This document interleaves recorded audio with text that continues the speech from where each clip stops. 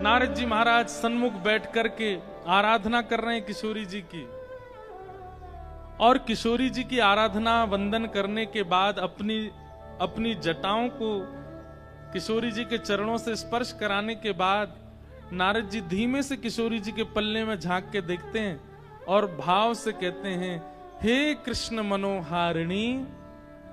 और जैसे ही कहा कृष्ण मनोहारिणी, अभी 7-8 दिन की हैं किशोरी जी, ज्यादा आयु नहीं है, बहुत छोटी सी हैं, लेकिन जैसे ही कृष्ण मनोहारिणी शब्द सुना, मधुर कमल जैसे नेत्र किशोरी जी के खुलने लगे और धीमे से नेत्र खोल करके मधुर मुस्कान करने लगी, छोटे छोटे हाथों से करताल बजाने लगी, इतनी प्रसन्न हो गईं। कृष्ण मनोहारिणी का अर्थ क्या है? बड़े अर्थ हैं। कृष्ण के मन का हरण करने वाली श्री राधा, या कृष्ण के मन में विहार करने वाली राधा, या जिनके मन में श्री कृष्ण विहार करते हैं वो श्री राधा। अभी तक जितने भी लोग आ रहे थे सब वृषभानु नंदिनी राधा, कीर्ति नंदिनी राधा, बरसाने वाली राधा, सब इस भाव से कहकर के पुकार रहे थे। लेकिन आज किसी ने कृष्ण मनोहारिणी राधा जब कहा, किशोरी जी के नेत्र खुल गए। अपने सर्वानंद प्रियतम का नाम सुनते ही किशोरी जी के, बंधुओं, ये राधा कृष्ण प्रेम जो हम लोग देखते हैं, जो हम लोग सुनते हैं, जो हम लोग अन्य अन्य जगहों से प्राप्त करते हैं, वो नहीं है। आप कैसे मान सकते हैं 6-7 दिन के बालक में अपने प्रियतम के प्रति प्रेम? 7 दिन के बालक को क्या बोध होता है? अरे वो ठीक से आंख भी नहीं खोल पाता। लेकिन किशोरी जी और ठाकुर जी का ये प्रेम अनादि है। ये चारों युगों में कब का है ये भी नहीं कह सकते। अभी हम पर कृपा करने के लिए श्री कृष्ण राधा द्वापर में प्रकट हुए, लेकिन हमारे जुगल किशोर अजन्मा, हमारे ठाकुर जी तो अजन्मा है, इनका जन्म नहीं होता, ये नित्य विहार करते हैं। इनका जन्म, और ठाकुर जी का तो एक बार को मान सकते हैं कि जीव कल्याण, मानव कल्याण का भाव उनके चित्त में है, पर किशोरी जी का जन्म तो किसी अन्य की भावना से है ही नहीं। वो तो केवल ठाकुर जी के प्रेम के लिए पधारी हैं पृथ्वी पर। इसलिए नारद जी महाराज बोले, भैया इनको कोई खिलौना प्रसन्न नहीं करेगा, इनको कोई गायन वादन प्रसन्न नहीं करेगा, इनको तो केवल कृष्ण नाम प्रसन्न कर सकता है। और जैसे ही कहा कृष्ण मनोहारिणी, किशोरी जी के नेत्र खुल गए, किलकिल करके हंसने लगी, करताल बजाने लगी, इतने आनंद में आ गई। नारद जी अपने हाथ में करताल लेकर के झूम झूम करके कृष्ण मनोहारिणी कहकर के गाने लगे। बाहर बैठे प्रतीक्षा कर रहे श्री वृषभानु जी को नन्ही सी बालिका की स्वर सुनाई देने लगा, हंसी का, उन्माद का, प्रसन्नता का वह स्वर उनके कानों में जाने लगा। वृषभानु जी बोले, ये इतनी जोर जोर से बालक हंस रहा है, ऐसा लगता मानो जैसे 6-7 महीने का बालक कोई मुस्कुरा रहा हो, हंस रहा हो। धीमे से एक खिड़की खोल करके भीतर देखा तो श्री नारद जी अपने हाथ में करताल लेके उन्माद कीर्तन कर रहे हैं, श्री कृष्ण मनोहारिणी। और पलना में 7-8 दिन की किशोरी जी उठ के बैठ गई हैं और बैठ के करताल बजा बजा करके खूब आनंद से हंस रही हैं, आनंदित हो रही हैं। वृषभानु जी को पहले तो विश्वास ही नहीं हुआ, ये कैसा दृश्य। अचानक से जब कीर्तन विश्राम हुआ, नारद जी बाहर पधारे। नारद जी बोल के गए, चिंता मत करो, लाली बिल्कुल स्वस्थ है, कोई चिंता वाली बात नहीं है, कछु दिना में और लाली के नेत्र खुलन लगेंगे। वृषभानु जी भीतर गए, कीर्ति मैया भीतर गई, फिर से किशोरी जी को गोद में लेके मानो जैसे चिंता सी हो गई, अरे लाली हमारी कब नेत्र खोलेगी। नारद जी भी आके चले गए।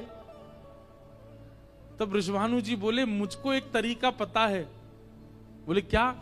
वृषभानु जी बोले, कृष्ण मनोहारिणी। जैसे ही गोदी में लेकर के कृष्ण मनोहारिणी बोलना प्रारंभ किया, पुनः किशोरी जी के नेत्र खुल गए, फिर से किलकिल करके हंसने लगी, अपने कोमल कोमल हाथों से करताल बजाने लगी। छोटी सी किशोरी जी के यह गुण देख करके कीर्ति मैया और वृषभानु जी भी आनंद में आ गए। अरे ये कोई सामान्य लाली नहीं है। 6-7 दिन की आयु और कृष्ण नाम सुनकर के ऐसे आनंद में भर जाती है।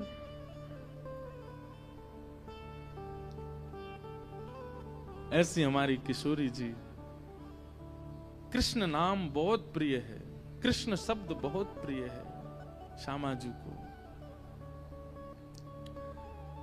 पूरे ब्रजमंडल में उत्सव मन रहे हैं।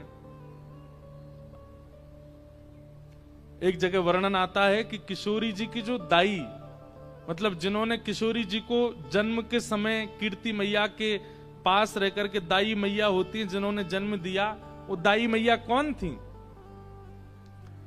वो दाई मैया ही इतनी सुंदर थी कि उनको देख करके सब बरसाने के लोग चकित रह गए। हमारे वृंदावन साहित्य में वर्णन करते हैं कि किशोरी जी को जन्म देने के लिए दाई का रूप धारण करके स्वयं पार्वती जी आई थी, और पार्वती जी ने आकर के कीर्ति मैया का जो प्रसव काल का समय होता है और जब बालिका जन्म लेती है उस समय की जो भी क्रिया होती है वो सब हमारी श्री पार्वती जी ने पूर्ण की है। वही दाई मैया बन करके आई, रूप बदल करके आई, थोड़ा नाम बदल के आई, लेकिन किस रूप में? इनके ये दाई मैया ही आई। महादेव के मन में आयो कि आप तो दर्शन करके आ गई, अब हमारी बारी है दर्शन करवे की। आहा,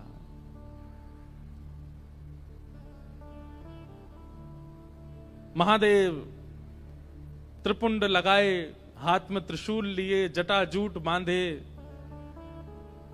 1 वर्ष पहले तो नंदगांव गए थे, वहां लाला को दर्शन करके आए।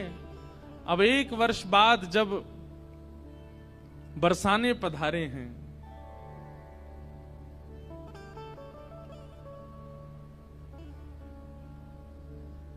द्वार पर जोगी आया है। हे मैया तोरे द्वारे बाला जोगिया आयो, बाला जोगिया आयो। हे मैया तोरे द्वारे, हे मैया तोरे द्वारे बाला जोगिया आयो, बाला जोगिया। एक जोगी आयो है, और जोगी को देख करके सब सखियां दौड़ी, कीर्ति मैया से जाके बोली, मैया एक जोगी आयो द्वार पे, अंग भभूत गले मुंडमाला, श्रृंगी नाद बजायो।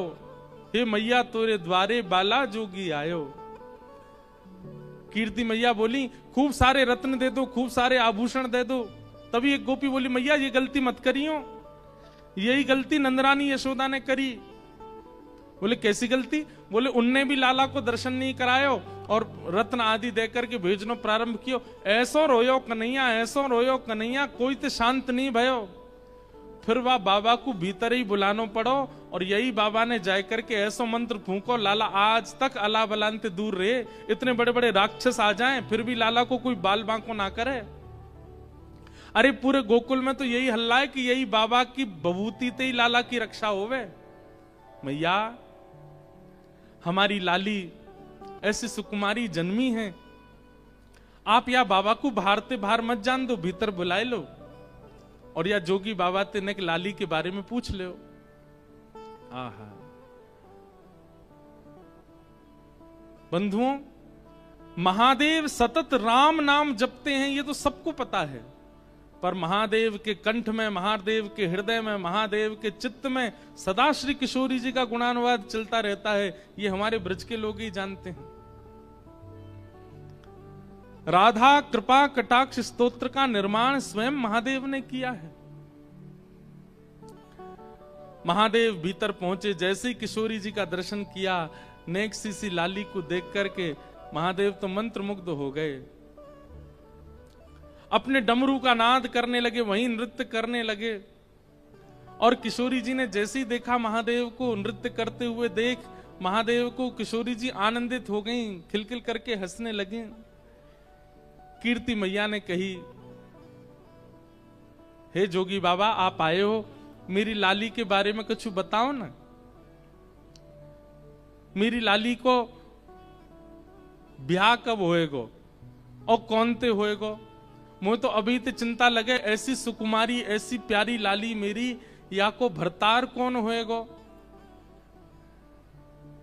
महादेव जोर से हंसने लगे और हंस करके नेत्र सजल करके बोले, मैया तुम काई को चिंता करो, अरे पूरे विश्व को भरतार, पूरे विश्व को पालनहार तुम्हारी किशोरी, तुम्हारी लाली के चरणन को दास है, तुम्हारी लाली के चरण में पलोटो रहेगो। हमारे माई श्यामाजू को राज, हमारे माई श्यामाजू को राज, जाके अधीन सदा ही सांवरो, जाके अधीन सदा ही सांवरो, जाके अधीन सदा ही सांवरो, जाके अधीन सदा ही सांवरो। या ब्रज को सिरताज, या ब्रज को सिरताज, हमारे माई श्यामाजू को राज, हमारे माई श्यामाजू को राज। मैया पूरे विश्व को भरतार, पूरे विश्व को भरण पोषण करवे वारो आपकी लाली के सदा चरणन को दास है। आहा, कृष्ण जिसकी आराधना करते हैं, परब्रह्म जिसकी आराधना करते हैं, उनका नाम है राधा। मैया तुमको चिंता करने की आवश्यकता ना है, तुम्हारी लाली तो और मैया मैं तुम्हें ज्यादा बात बताऊंगा तो फिर तुम समझोगी नहीं। या लाली को तो नित्य विवाह है चुको है, या को विवाह करने की आवश्यकता नहीं पड़ेगी, या को तो नित्य विवाह है चुको है। ये तो जीवात्मान पर कृपा करवे के लिए और बड़े प्रेम के समुद्र को प्रस्तुत करवे के काजे जन्म भयो। लाली को तो ब्याह है चुको, ये तो नित्य विवाहिता है। कीर्ति मैया बोली, बाबा मोह तो तेरी बात पल्ले नहीं पड़ रही, का कह रहो मेरी लाली नित्य विवाहिता है। बोले बाबा, बोले मैया तुम नहीं समझोगी, तुम नहीं जानोगी। खूब सुंदर सुंदर यश गाया किशोरी जी का। कीर्ति मैया बोली, बाबा कछु मांग ले, इतनी दूर ते चल के आयो, कछु ले ले मुते। महादेव बोले, बोले मैया देनो है तो एक वस्तु दे दो। बोले कहा, अपनी या लाली की उतरन दे दो, या कि कोई पोशाक जो याने पहनी हो वो मुकु दे दो, कोई उतरन दे दो। बोले उतरन को कहा करेगो बाबा, तू तो इतना बड़ो लंबो चौड़ो, मेरी लाली नेक्सी सिवा की उतरन है कहां पहने को। बोले मैं ना पहनूंगो, मेरी जटा पहनेगी। और नीली झंगुली, छोटे छोटे बालक पहनते हैं, थोड़ी नेक नीचे से खुली हो, ऐसी झंगुली, नीली झंगुली किशोरी जी की जो उतरन है वो महादेव को प्रदान करी। महादेव ने तुरंत लेकर के अपनी जटान ते बांध ली और जटा में बांध करके बस प्रणाम करके आनंदित है गए। बोले मैया बस अब बस यही कृपा करियो, आपकी लाली के श्री चरण सदा मेरे चित्त में विराजे रहें, सदा मेरे चित्त को आनंदित करते रहे। ऐसे महादेव किशोरी जी को दर्शन करवे के काजे आए। सब आनंद में भर रहे हैं। किशोरी जी के बाल्यकाल के कुछ सुंदर लीलाएं, उनके पद हैं।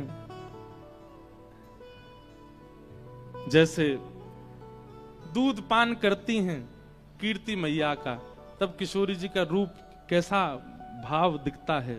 आहा, किशोरी जू को कीरति दूध पिलावे, किशोरी जू को कीरति दूध पिलावे। गोद मोद ले बदन बिलोकत, गोद मोद ले बदन बिलोकत। लखी तन मन हर्षावे, लखी तन मन हर्षावे, किशोरी जू को कीरति दूध पिलावे, किशोरी जू को कीरत दूध पिलावे। गोद मोद ले वदन विलोकत, अपनी गोद में किशोरी जी को लेकर के कीर्ति मैया खुद ही मोहित हो जाती हैं लाडली जी के मुखमंडल पर। गोद मोदले वदन विलोकत, उनके श्री अंग को देख करके वदन विलोकत लखित तन मन हर्षावे। कीर्ति मैया को भरोसा नहीं होता, विश्वास नहीं होता, जी मेरी लाली है, जी मेरी लाली है, ऐसा मन में प्रश्न उठता है। और हृदय लगाए चूम मुख नेह युत, हृदय लगाए तन मन में मगनावे, तन मन में मगनावे। किशोरी जू को कीरति दूध पिलावे, किशोरी जू को कीरत दूध पिलावे। सरस माधुरी निज स्वामिनी को, सरस माधुरी निज स्वामिनी को, निरख निरख बलि जाए, निरख निरख बलि जावे। हाँ निरख निरख बलि जाए, निरख निरख बलि जावे। किशोरी जू को कीरति दूध पिलावे, किशोरी जू को कीरत दूध पिलावे। ऐसी लीला किशोरी जी की चल रही है। धीरे धीरे अब किशोरी जी बड़ी भई, और जैसे ही श्री लाडली जी ने एक बड़ी भई हैं,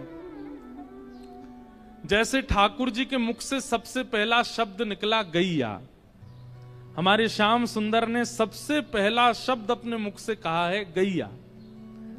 यशोदा मैया गोद में लेके कहें लाला बोल मैया, ठाकुर जी नहीं बोलते। बाबा गोद में लेके बोले बाबा, लाला बोल बाबा, ठाकुर जी नहीं बोलते। बलभद्र जी अपनी गोद में लेके कहते लाला मेरो नाम बोलता है भैया, ठाकुर जी नहीं बोलते। इतने में ही गौशाला की गैया दिख जाती है तो ठाकुर जी छोटी सी उंगली करके कहते हैं गैया। और जैसे ही गैया बोले, यशोदा मैया बोली लाला फिरते बोलियो, फिरते बोलियो, तो ठाकुर जी गैया नहीं बोले, फिर बोले मैया। नंद बाबा दौड़े दौड़े लाला तेने मैया कही, एक बार और बोलते मैया, तो मैया नहीं फिर बोले बाबा।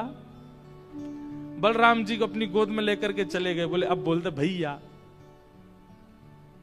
तो बोले भैया। ऐसे सबसे पहला शब्द ठाकुर जी ने अपने मुख से कहा गैया। ऐसे ही हमारी किशोरी जी ने सबसे पहला शब्द अपने मुख से जो प्रकट किया वो गोपाल, गोपाल। अब छोटे तुतलाते हुए बालक जैसे बोलते हैं, वैसे किशोरी जी के मुख से अब स्वर ही निकला होगा, शब्द तो नहीं निकले, लेकिन सबसे पहला शब्द ठाकुर जी का नाम प्रकट हुआ। कीर्ति मैया गोद में लेकर के झुलाती हैं, उनको मैया बोलती हैं, वृषभानु जी को बाबा बोलती हैं। धीमे धीमे किशोरी जी बड़ी हो रही हैं, घुटमुन चलना सीख गई हैं।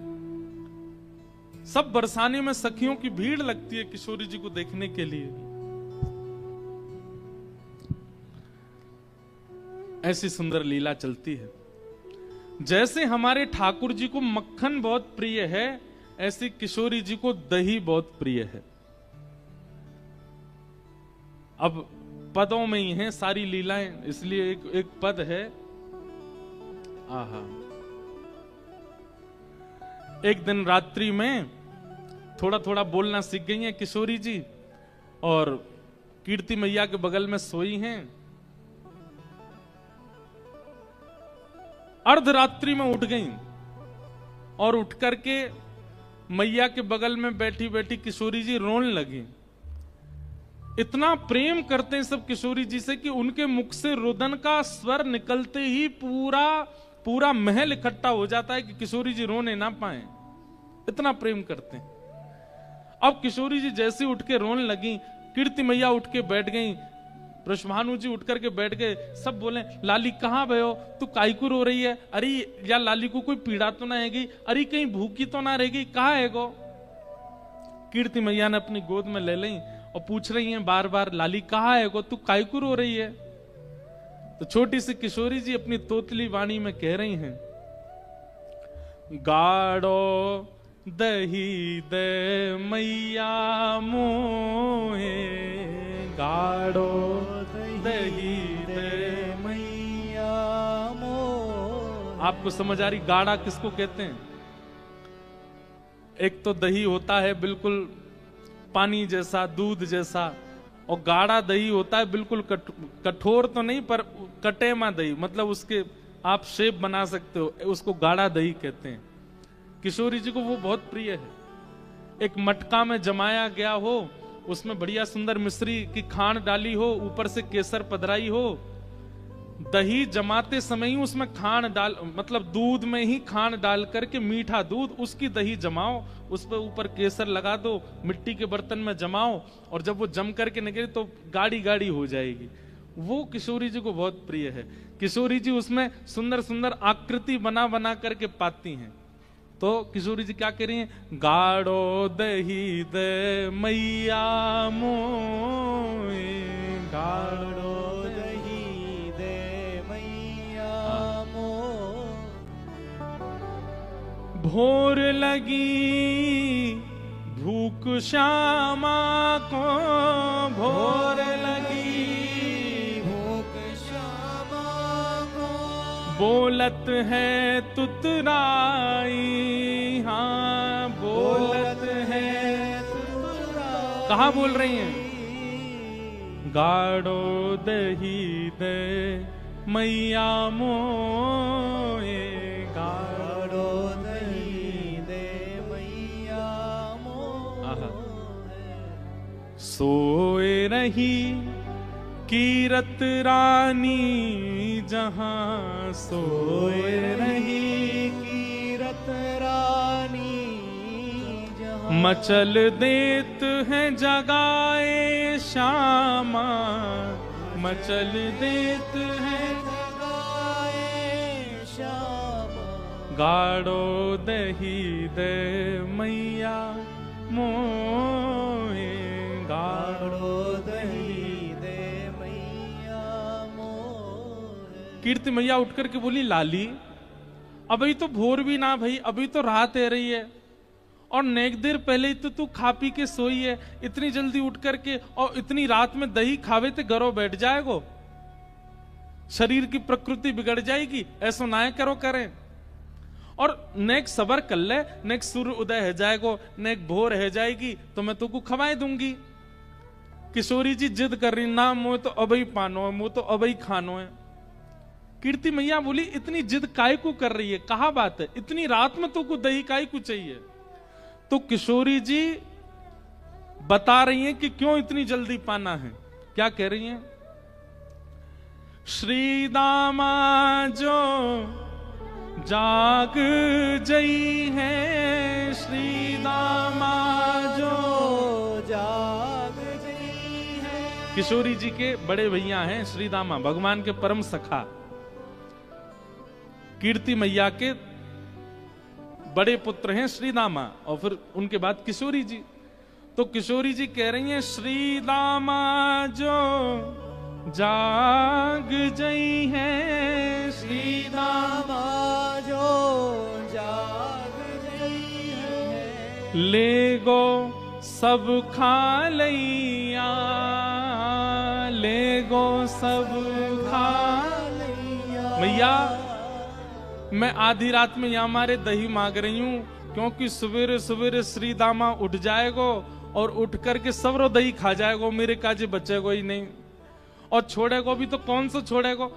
किशोरी जी को वही चाहिए, गाढ़ा दही। अब श्रीदामा पहले ही खा जाता है तो बाकी का दही पूरा गाढ़ा बचता नहीं है, वो तो पतला पतला दही बच जाता। किशोरी जी को वो नहीं चाहिए, गाढ़ा दही चाहिए।